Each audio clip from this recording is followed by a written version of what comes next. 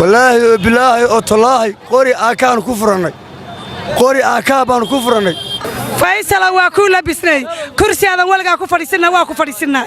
واحد كل اللي شفتنا واللوجا قبنيمو سومالنا وحي لا تعاون كجستي waxaan hore loo arag annagu waxaan sameeynaa waxaan hore loo maqal tiba dhawoodi ilaa Boosaaso ilaa Lascaano safar baa soo galay ma sha Allah aad baan ugu faraxsanahay waan la qaybsanayaa harti magaalada Lascaano ee xarunta gobolka Sool waxay saakay taariikhdu tahay 26ka bisha 8aad 2023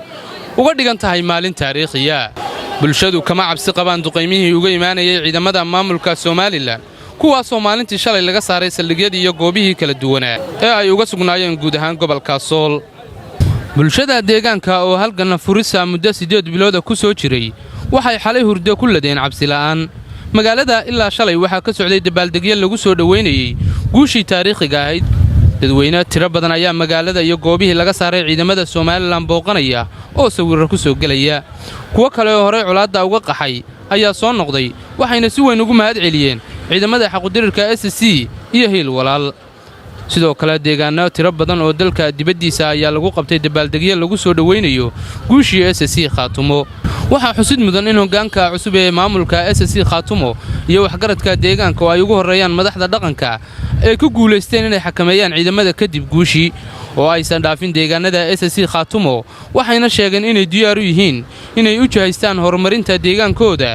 iyo arrimaha kale ee hortaminta u leh qaar ka mid ah shacabka ku dhaqan magaalada Lascaano ayaa la hadlay warbaahinta Kalshaale iyagoo ka warramay xaaladda magaalada iyo isbeddelka saacado kooban looga dareemayo waxaan leeyahay hambaliyo dhammaan ummadda reer SSC baan leeyahay hambaliyo baan leenahay waxaanu gaarnay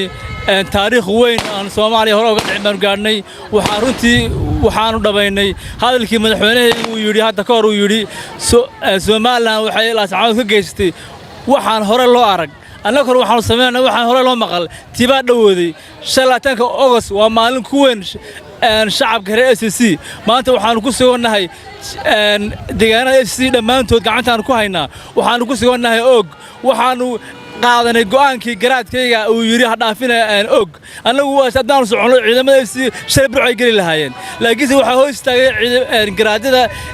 iyo madaxda SSC hor istaagay waxaan leenahay gooli gobonimo aan leenahay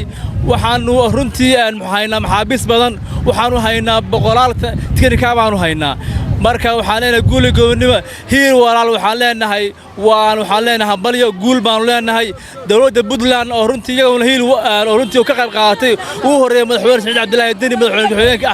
Axmed Cilmi Cismaan gudoomiyaha baarlamaanka dhammaan oo runtii hiilkan oo runtii hiil weyn muujiyay waxaan leenahay madaxweyne Deni waxaan leenahay waan kaga mahad celinaa maanta magaalada farxad baan ku iidaynaa ku damaashaadaynaa mee tiknikadaadii mee hubkaagii ma isri rag baa ka dambeeya maanta alxamdulillah anagu gulmanihin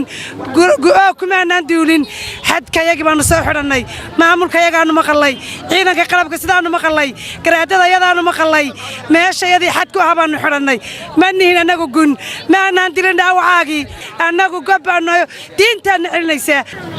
aadan carab gabaygiisii baan hadbar shalay mar xasuustaa carootigii subaxnimay nacar carsheeyeen goortaan carcooriga harkii dirid cusbooneeyay ayuunbay calfiye iyo qubeen kaba carbeedkii hadal baan ka iriyo hadalkii fahimo qooje iyadana waxaan ku xasuustaa tixaadan carab leeyahay waxaan oyda gabar aabbo helu muuqdaa agoonnimadu waa waxa cidlada loogu awdalay waxa Ilaahay xamdigiisa Faysal Cabdi Bootaan oo generaalkii saxaafadda u badnaa ahaa ee ciidamada qaranka ku tasbiixsan jiray inuu halkan noogu xiran yahay maanta farxadeeda lama soo koobi karo shalay baan waxaan uga yimid safar dheer maxaan ku dhahaay Boosaaso ilaa Lascaano safar baa soo galay ma sha Allah aad baan ugu faraxsanahay waan la qaybsanayaa harti waxaan leeyahay dadkaas nagu soo duuleena waajibkiina waad hesheen dhammaan dadweynaha SSC maalinta xuska SSC Khaatumo waa 25 August oo ah shalay oo laga xoreeyay nimankii aanu muddada dheer lahayn wararuuraha ka haysta aanu tuleynay Ibrahim Abdiqaadir Jabaan warbaahinta Kalshaale Lascaano